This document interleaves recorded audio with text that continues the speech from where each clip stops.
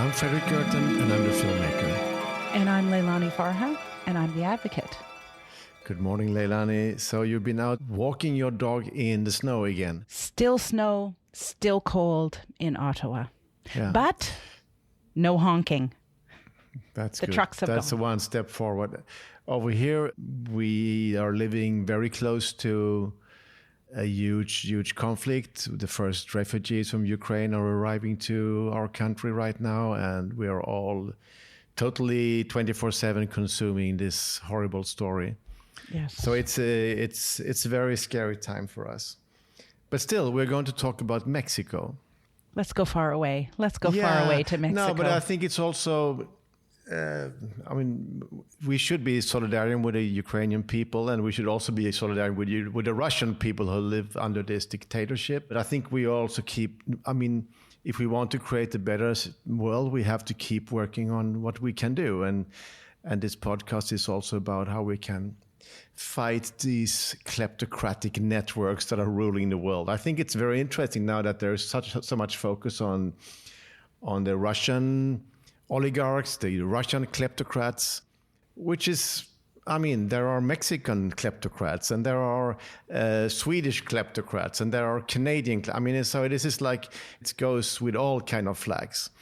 Absolutely. But it's interesting because we're seeing some push to change some laws so that the kleptocrats can't get away with it any longer. And while it's aimed right now at the Russian oligarchs, it will have an impact on the Canadian, the Swedish, the Mexican, etc. So the American. So it's good. It is really interesting. Push, the film, we talk a lot about London, and London is now a big story in this because there's so much Russian money, but we know it's also Ukrainian stolen money. It's also from Nigeria. It's also from Malaysia. It's from everywhere. So it's exactly. It can be a moment to push governments to actually do something about this, where a lot of this kind of absent homeowners, people who own homes and don't live there, and that's very much a feature of this kind of stolen money story and parking money in homes. That's right. But let's go to Mexico. I'm going to Mexico next week, and it's cool because Push is having its Mexican premiere. We already had a festival premiere, but now it's going to be released all over the country on theaters, and I'm going there to meet the audience and talk to media, and it's cool. I'm really happy that it's happening after all this time. And then this coincides with Mexico suddenly having a very strong housing debate. And a lot of anger was kicked out with an American nomad digital worker sitting in Mexico City because it's nicer, better weather and cheaper during the pandemic. And her name was Becca Sherman.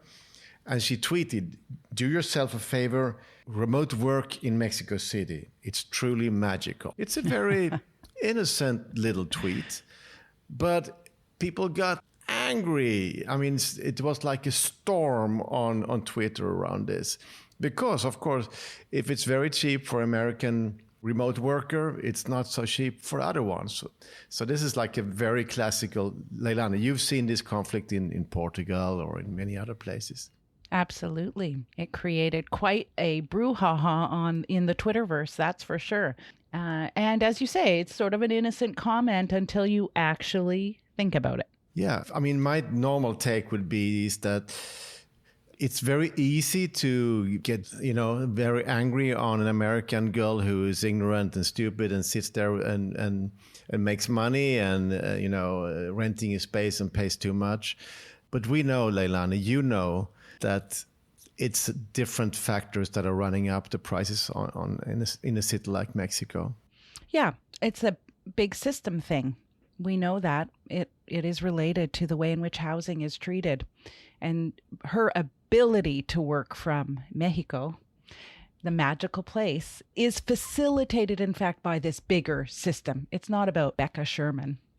No, I would like to meet her. I hope she can come to our screening. If you listen to this, Becca, you're welcome. We will protect you. This time, we're going to try something different. We actually invited 4 different Mexican friends to be part of our podcast to help us understand the situation in Mexico. So we're going to jump around a little bit, but we're going to start up with a young man, Andres de la Peña from Guadalajara. And he is a bachelor in international relations. And he looked into a lot of this stuff. I don't know anything about academics, so I can't really read. He's a journalist. He's a journalist, okay. Anyway. But welcome to Pushback Talks, Andres. Tell us about what made you dive into this. Hello, Leilani. Hello, Fredrik. Thank you very much for having me. What made me dive into this? Well, I started looking for a house and I couldn't get a house. And everyone in my sort of generation started looking for a house and they weren't able to get houses. So I started looking into it, and many of the neighborhoods here in Guadalajara, where I grew up, have transformed a lot. And yeah, there's something to say there about gentrification. But what really struck me is that the very first story that I ever reported was about a building that got built and caused a lot of problems for its neighbors, services-wise, zoning-wise. And now, 4-5 years later, after I had first reported this story, I went back and I found that it was empty. And then I started looking at a lot of empty buildings in the neighborhood I grew up in the neighborhoods my friends grew up in. And I started looking into that. What did we do? We checked their electricity bills, their water bills, their taxes paid to city. We even checked the census data, and we found out that, yeah, all of these buildings, which promised to sort of drive up the value of neighborhoods and to pull people in, were actually pushing people out, and they were empty themselves. So we did like a huge hullabaloo about it, and we investigated like 40 buildings or 50 buildings. Really cool. And it wasn't Becca Sherman on all the contracts? Yeah, I think it wasn't Becca. Like we checked. We were very suspicious of her, like Twitter was, but unfortunately, no. Yeah, Becca was just an innocent Twitter user. Yeah. But I think it's. I mean, this is like what you're talking about. Is a systematic intervention of big monies into your city. And I know Guadalajara is a very big city in Mexico. I don't know how many, 5, 6, 10 million people. It's a lot of people, isn't it? But still. Yeah, and it's a full system. Yeah. We got testimonies from people who told us, like straight up, they told us, do you know how much it costs to bribe a state judge? For us to pass a building, it costs $2,500. And a single flat can be sold for up to $800,000. So it's actually, there's a whole system where you can either bribe a state judge or bribe the municipal government in order to get a construction permit where there should be none, where there are no services, where there is no streets to house so many cars, where there is absolutely no way you can fit a 20-story building.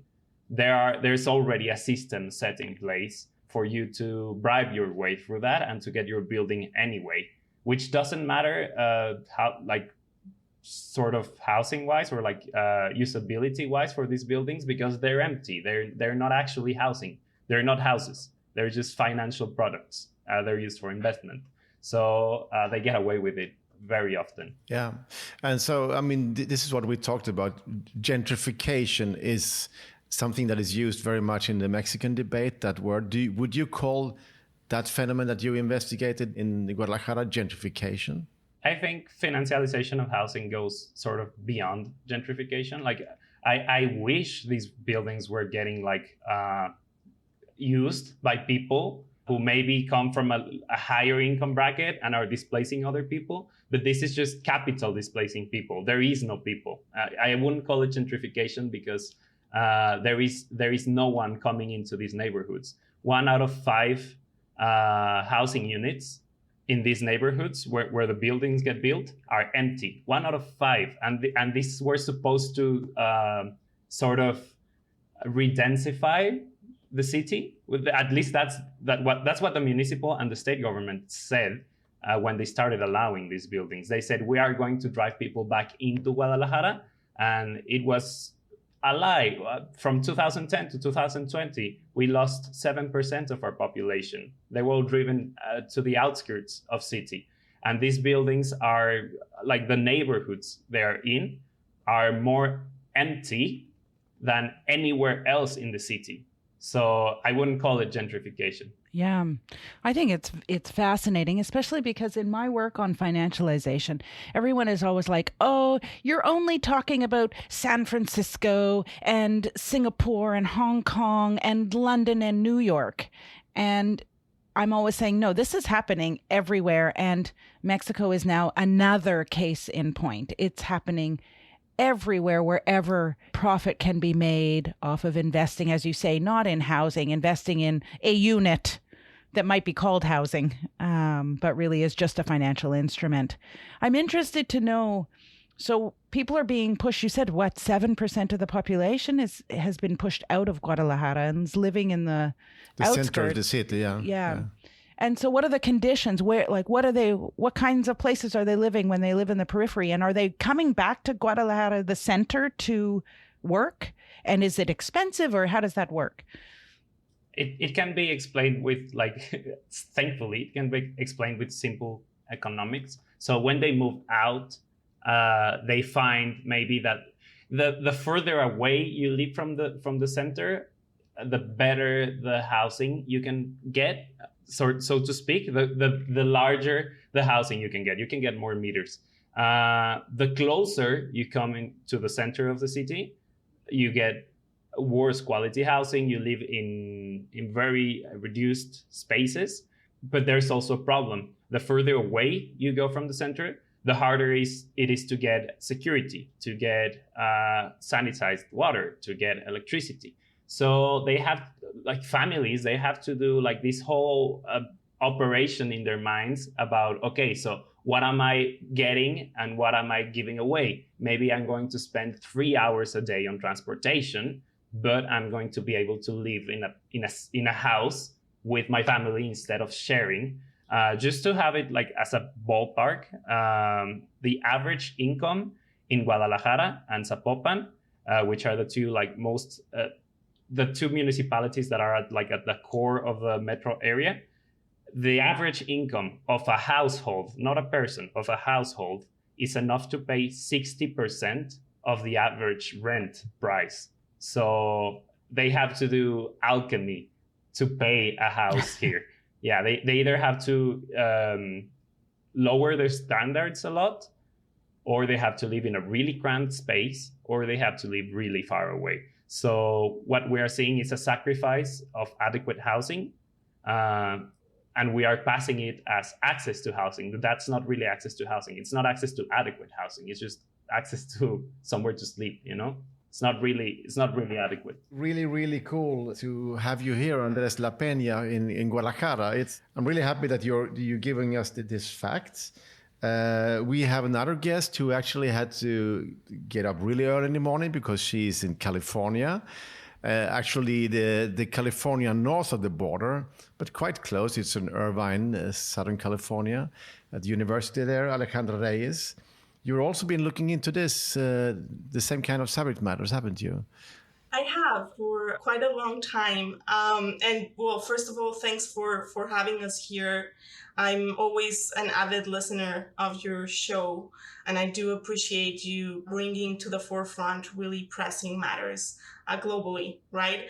I'd like to respond to a couple of things that have been said before, and also I will try to keep my own discussion of my own research as brief as I can.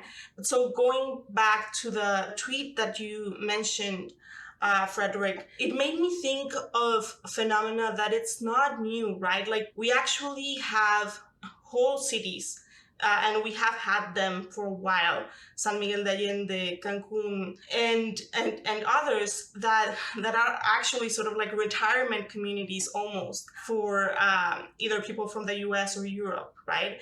And so that has been, I don't want to say an issue, but that has been happening for a really long time. The topics that I think globally we're increasingly looking at in terms of financialization and housing pressures and displacement are great in the sense that I think we're getting more attention to them. But I think it's largely and frequently because it's affecting more middle and upper middle income sectors of society, whereas lower income sectors of Mexican society have been struggling with housing pressures for a really long time. And so the work that I sort of have been focusing on for the last several years centers on processes that began really, if we think about it, since the 1990s, after sort of like the debt crisis that hit many Latin American countries and that forced us to restructure our economies. And so that led to a series of reforms. And with respect to housing, that meant that we were supposed to open our economies and our sort of like credit access. But we introduced very, very subprime mortgage schemes. Like, I would argue actually even worse than the ones that were introduced here in the US that led to the global financial crisis.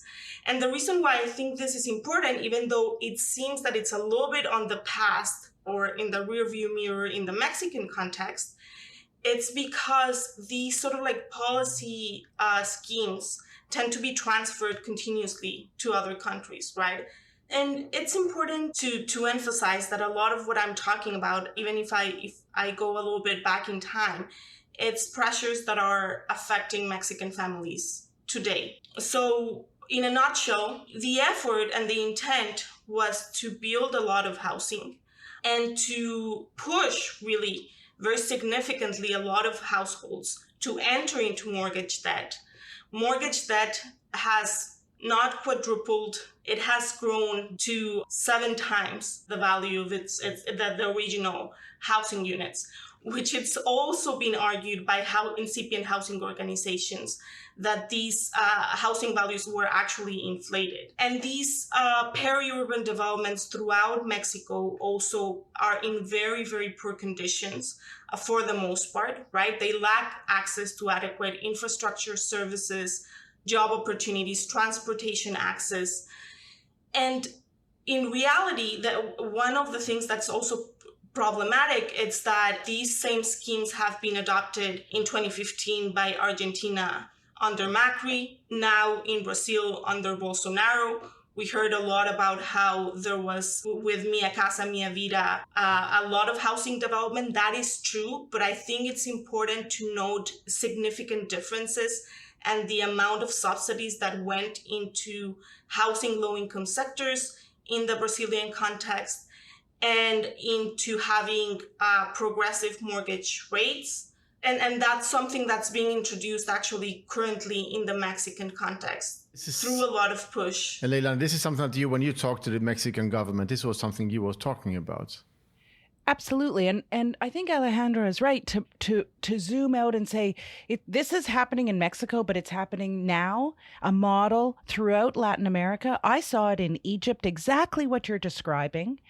And it is so deeply problematic and it is deeply systemic because what's happening is housing in this way and these mortgages are being used to kickstart economies or to grow economies. It has nothing to do with the needs of the people, the needs of families, households. It is absolutely an economic move. It's a way for what we might call countries with peripheral economies, like not first world, as they used to say, but peripheral economy countries. It's a way for them to financialize their economic system that then gives them access to more borrowing and more debt for themselves to grow economically. But it has nothing to do with families and households. And that's what I was talking with the Mexican government about. This is a while ago now, the idea of trying to recenter back to an understanding, simple understanding, housing as home and a human right, and to lay the legislative framework necessary to make that a reality and to ensure that financial policies are not dictating what housing looks like in the state of Mexico, and Mexico as a country, I mean. that you start from housing as home, housing as a human right, and that dictates whether you go to a mortgage-based system or not, whether you financialize or not. And of course, a human rights approach would make us move in a different direction. Absolutely. I didn't get that far in my discussions, though.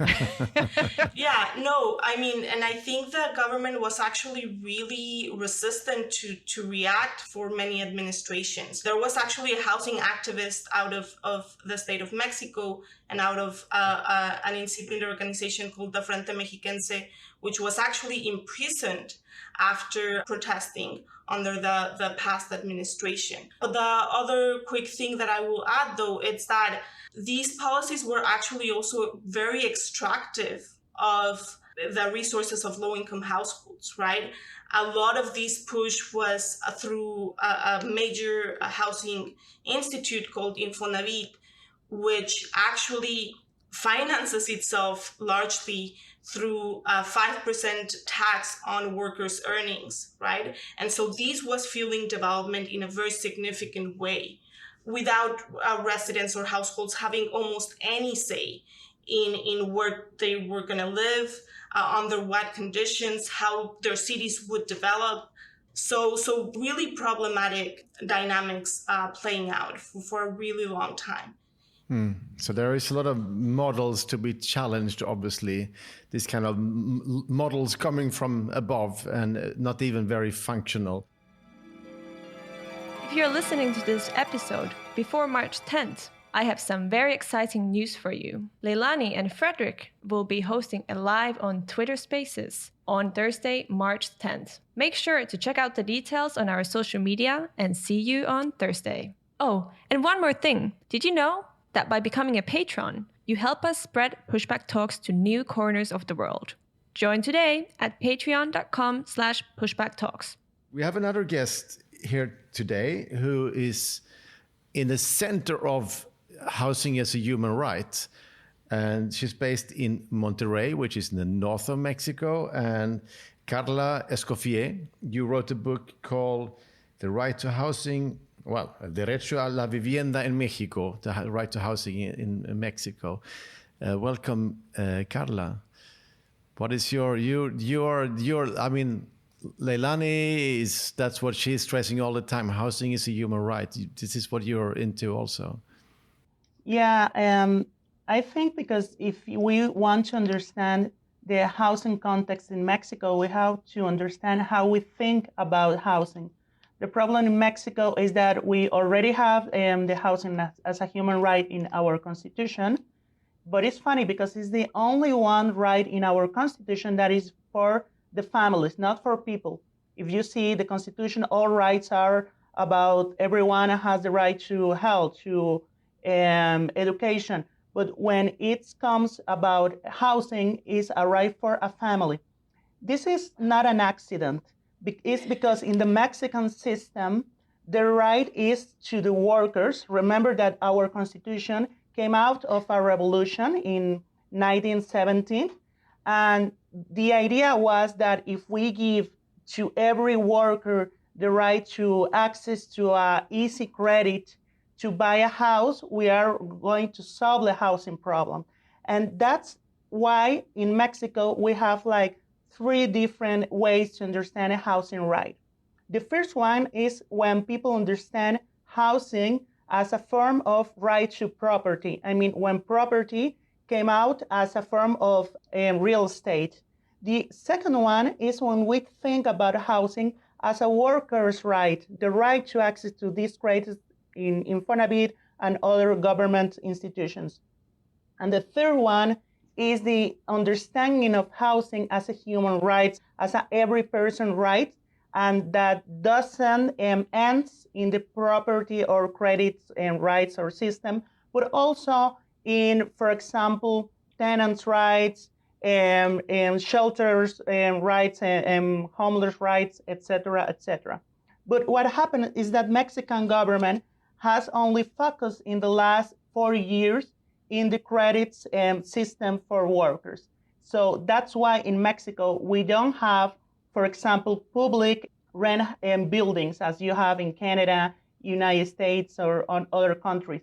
That's why when we talk about housing in Mexico, it's really hard the government to understand that they also have to deal with homeless people, for example. This is crazy, but for the Mexican government, homeless is not a housing problem because the housing problems are only workers' problems. So that's why when we have these discussions in Mexico, it's really hard to arrive at the same discussion. Because when, for example, we're with Andres or Sylvia or other activists with the Mexican government, they only think about credits. So that's really interesting because this system that came from the revolution heritage in Mexico is really aiming to the financialization of housing. Yeah, that's very helpful and really interesting. I actually didn't know that about the Constitution and the difference focusing only on families as opposed to the individual and what that then means. And this idea of who gets lost if you just focus on workers is super interesting. I know when I was rapporteur, I did go to Mexico City, actually. Sylvia will remember. And, the numbers of people that were left out, indigenous peoples whom I met who were living in really scary conditions after the earthquake, in buildings like where you could see like the big cracks in the walls, and wanting to be recognized by the government as having the human right to housing and just not being on the radar. I didn't meet with government when I was there, so I didn't have the conversation with them. But I think it's really useful to think about that, the way the history of focusing on workers then ends up excluding. And I imagine homelessness is a big problem in Mexico. I don't know if you have figures or statistics, but it's a big country, right? You have 130 million population or something like this. Do you have a big homeless population that's not being recognized? Well, in fact, in 2020, for the first time, the government have a census of homeless people, but it was not finished because of the pandemic. So we don't really know yet how many people are. They say that just in Mexico City are around 5,000. I think there are going to be more, and it's not a complete statistic. But another thing that you said is really important is the indigenous element in Mexico housing troubles. Because when we talk about gentrification, for example, we have to think that the gentrification in Latin America and in Mexico is not the same process as you see in England or United States or other northern countries, because we also have this gentrification that comes with the idea of transforming indigenous people into white people, because the Mexican state from the beginning, it tried to mix all the population. The difference between the racist U.S. system was that they tried to separate Black people from white people. In Mexico, they try to mix us all and to forget that the indigenous people are indigenous people. So you also see that in the housing policy, because the indigenous people in Mexico, they have traditional housing. For example, Mayan people in the Yucatan Peninsula, where Cancun is, and they have these Mayan houses that have been there for hundreds and hundreds of years. They even resist hurricanes, and they have this architecture that represents all the cosmology, all the way of life of Mayan people. And the Mexican government, with this kind of policy, are trying to change those Mayan houses to Western houses. So when we talk about gentrification in Mexico or other kind of a process, we also are talking about this whiteness policy to change the indigenous people way of life. Carla, in Monterrey, Push is coming to your city. Did you know? It's the 10th of March in actually two places, Cineteca Nuevo León and Cinemex Garzasada. Which one will you pick? Obviously, I'm counting the days. I think I'm going to the Cineteca because it's in a really nice place. So yeah, but I'm really excited. And other people here in Monterrey are too. That's cool. And we also have 3 cinemas in Guadalajara, Cineteca Guadalajara, Cinemex Plaza Patria, and Cineforo.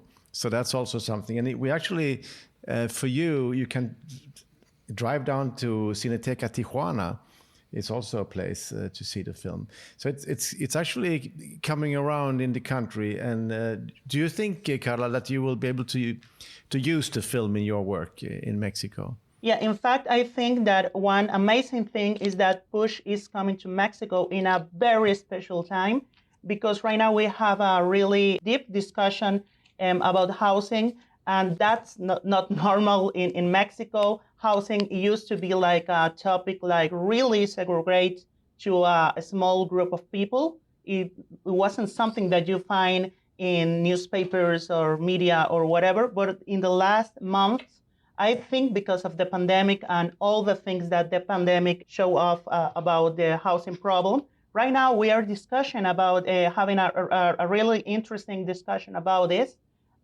So I think Push is going to be a good element to show us that this is not, as Leilani said, this is not a Mexican problem. This is not a Mexico City problem, a Monterrey problem, a Guadalajara problem. It's a national but also international problem. And if we don't understand how it works abroad, we're not going to understand how it connected with the problems that we're having in the huge Mexican cities. Right. I'm really happy to hear that. And you should know, all of you, that, I mean, there are a number of screenings now organized in cinemas, but you can always organize more screenings. I mean, so you can always contact us or the distributor and actually create more events if you want to do that in universities or in neighborhoods and so on. So I'm really happy, and I'm really looking forward to come to Mexico and talk about this. We have another guest, and I think this is an old friend to you, Leilani, Silvia. She is. Emanuela. You have to introduce Silvia, because you know each other since way back. We do. Silvia works at Habitat International Coalition. And for those who don't know, Habitat International Coalition, we call it HIC. HIC is one of the most long-standing organizations, international organizations working on the right to the city and the right to housing. In fact, this is a little-known fact, Silvia. My very, very first mission when I was very young was to Kobe, Japan. And it was to investigate post-earthquake, to see how were people living post-earthquake in Kobe many, many years ago. And I was on a team with the then head of HIC. And he really changed my life, I would say. He helped me to understand how important the human right to housing is. And so it's a real pleasure, Silvia, to be in conversation with you again. Welcome to Pushback Talks. Thank you, Leilani. Thank you all. So you've been looking into also housing now in the context of the pandemic. So what is the situation right now?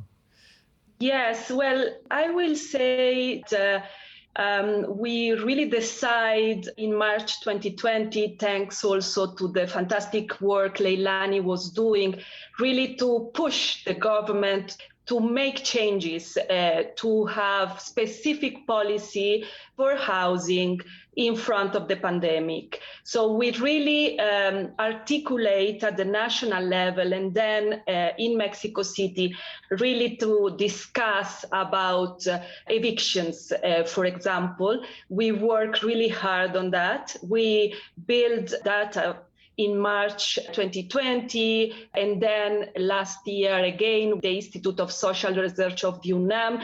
The idea was really design a questionnaire. The first one was for Mexico City and the metropolitan area, and the second one was only focused on Mexico City to provide information of the obstacle faced by household to cover a payment related to housing in the capital of the country, to ask them if they were evicted, in which way, if they suffered changes related to the place of residence, as well as the characteristic of the home and the number of people who lived in it before the pandemic and when they answered the survey.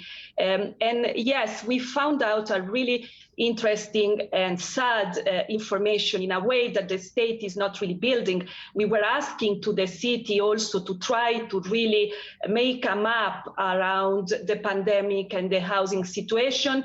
They didn't know no, they didn't want to. So we decided to do this from the civil society work. And we highlight, thanks to the questionnaire, that the 55% of the people interviewed have faced difficulty in paying their rent or mortgage for their home due to different situations. 5%. 32% of people had to move. 18 did it inside Mexico City, and 14 moved to the state of Mexico in the around Mexico City or another entity, another state. And 29% at the time of applying the survey were living in the houses of friends or relatives. This explains that the social connection in a way were really important here in Mexico. Not specific policy were made because of the pandemic. So really was the society in a way trying to solve problems. And this is not only a situation of Mexico, but for sure was really clear. Another point I think that is really, really important is that the condition for renting have relapsed considerably into informality. We had a really big problem on that. In 22, 60% of the people who answered the survey has a written contract, but this number dropped to 46%, for example, in 2021. 15% of the people were evicted, mainly by the people who owned their property, not really directly to tribunal. The tribunal were closed for many months because of the pandemic. So was another kind of situation that in a way justify the eviction or the way to evict people. And maybe the last thing that is really important is that we saw, because of the questionnaire, the deterioration of the housing situation. Before March 2020, practically all homes have space for kitchen, bathroom, bedroom, and around 80% have a living room and dining room.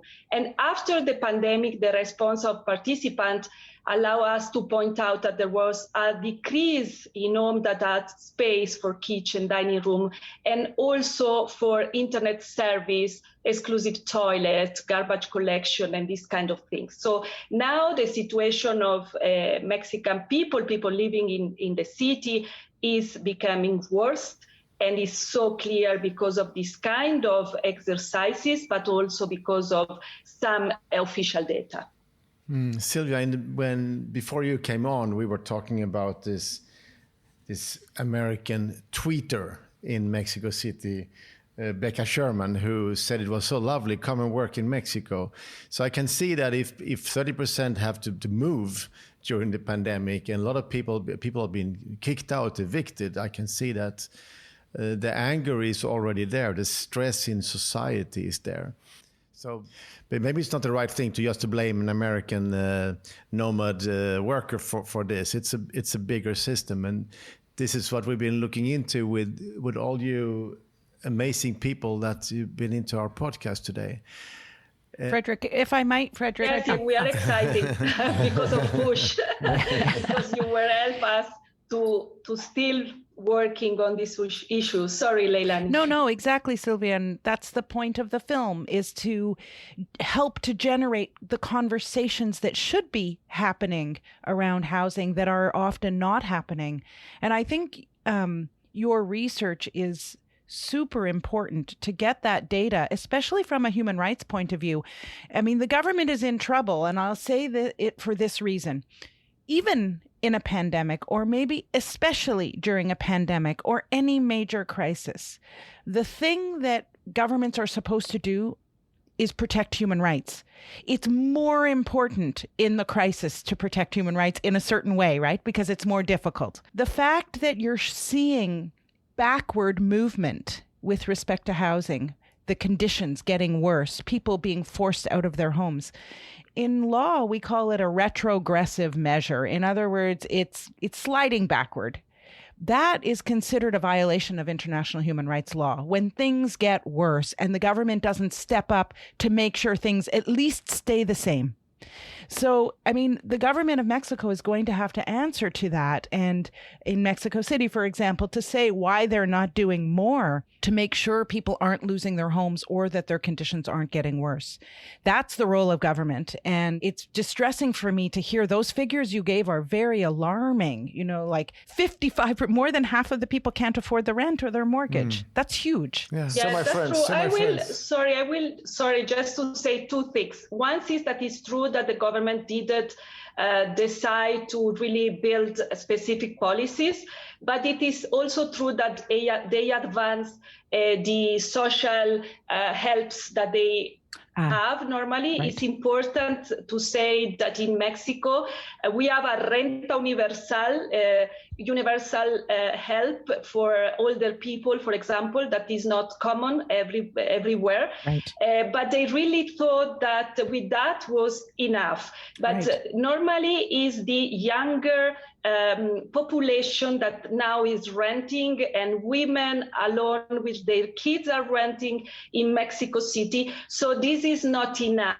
These helps are not really getting or arriving to the correct people in a way. And another issue, I will only say, I don't want to say that this government was saying everything correct, but it's the first government that really give a lot of money for social production of habitat. So something is changing here. Yeah. It's not only more financialization and that's it, but it's something a little bit more complex, but Nice. it's not a solution, social production of habitat for all. But No, but we like that. Fredrik and I always like hope. Hope is important. And so there's some optimism there. My friends, give me a last note, all of you, of hope and how you will use push in Mexico.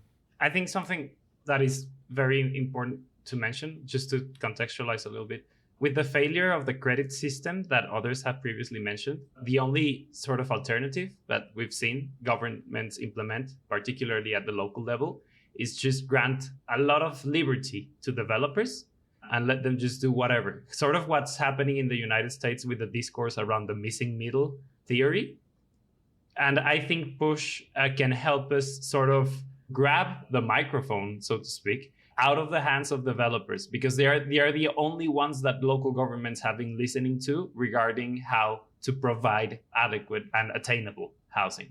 So I think push is going to be like a great opportunity for everyone to say, we as a society have the right and the obligation to talk about this and to propose alternatives. We don't know what those alternatives are, but I think it's a huge opportunity for us to take the microphone out of the hands of developers and put them in the hands of people who pay rent. So I think that's the huge opportunity that push is providing us.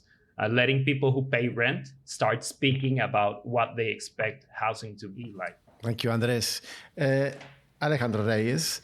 I would echo a bit of what Sylvia was mentioning. I do not want to appear too partisan, especially right now in Mexico. I think, unfortunately, we're getting increasingly divided, politically speaking. But I would argue that there's two things that have been important and that do provide me a little bit of hope. So on the one hand, civic organizing, and I think it's important to recognize that, especially in places like Mexico City, civic organizing has been strong for a really long time, since the 80s. That gives me hope, right? When I was doing field research in these sort of like isolated and sort of like largely vacant housing developments, the last thing that I expected to find was organizing. And it is happening, and it has happened around pushing for restructuring of mortgages, for instance, of course, better housing conditions and living conditions in the peripheries. And second, like there's some things that have been implemented under the current administration, those restructuring alternatives, but also progressive mortgage rates. And this is something that was the case in Brazil as well in the late 2000s, early 2010s. It's something that goes contrary to finance globally, right? Mortgage rates are always regressive. They're regressive, like the lowest income sectors do have the most burdensome rates. And so those are some of the sort of like positive signals to me currently. And so hopefully those two things, I think political actors and civic society push is really important. Thank you, Alejandra. Carla in Monterrey, what is your final note? Well, I think if you see the whole Mexican history, one of the most important problems are the territory conflict, from the independence to the revolution to the dictatorship, and even with the war against drugs. Right now, housing is territory, and I think that we have to think the cities and the housing as territories to be protected, to be reconquered, to be seen as a whole, not just a piece of walls. I mean, not any house is an island. Every housing is connected, so every life in those housings are connected. So if in Mexico we are capable to understand that this is our new territory problem, our new territory field to be defended, I think we can manage to overwhelm these kind of problems that we are having right now in the biggest city. What gives me a lot of hope is that from a few years ago to nowadays, I have seen how the housing topics are becoming more important in the media. Are not the main topic right now, but I think we have been walking a little bit in that matter. So I really think that day by day, people are understanding that housing is a human right, and that the housing problem that each person has are not like an isolated problems, are not just the result of individual lucky or something, but it's the result of our more complex system, a housing system that we are having in Mexico, but also worldwide. So I think that if we can change the way we understand housing, and I think we are doing in Mexico, I think we can believe in a better days for housing in Mexico. That's cool. I like that. It's, I mean, if you think that change is possible, you can also do change. Sylvia? Well, I will say that the concept of financialization is not an easy concept to understand, and Push is an educational film, I will say. In Mexico, we need really to reposition the debate on the right to housing. We are working hard to do so. We need also to make it more complex, find differentiate solutions for housing problem. We need also to use our local constitution, because it's a really progressive one, and also issue clear instruments to really control the speculation. This year, as you know, marks 100 years of the tenant movement in Mexico. And I think that this film comes to participate really in the debate in a really important way. So thank you to choose this year to show Push in very different places here in Mexico. Thank you, Sylvia. And I know you are in Mexico City, so I will be the 11th of March at the Cineteca Nacional, and the 15th I will be at Cine Tonelá. And you're welcome. And there are also other events where I will attend. I don't have the full program yet, but it's cool. And of course, but I mean, the film will do its work also without me. So, and now with all of you, I really urge you to grab the opportunity to talk to the cinema. Say, I need 20 minutes to talk after the film. The filmmaker asked me. Thank you very much for being here. It's this first time we have had so many guests at the same time, and of course it's not really fair against anyone, but we tried our best, and I thought it was really interesting. Yeah, me too. Thank you all so much. That was really great. I learned a ton too, which is, I love that. That's always the best podcast when we're actually learning something. So thank you. Thank you, Carla. Bye bye, everybody. Alejandra. Thank you. Bye, everyone. Thank you. Bye, Bye, Andres. bye bye. Bye. Leilani, thank you. It's cooking out there. It's cool, isn't it? So many things happening in so many different places. Yeah, and the podcast are also still alive. Still alive. Still alive. Thank you, Leilani, and thank you all of you, and see you soon. Pushback Talks is produced by WG Film. To support the podcast, become a patron by going to patreon.com/pushbacktalks or follow us on social media at make_the shift and push_the film.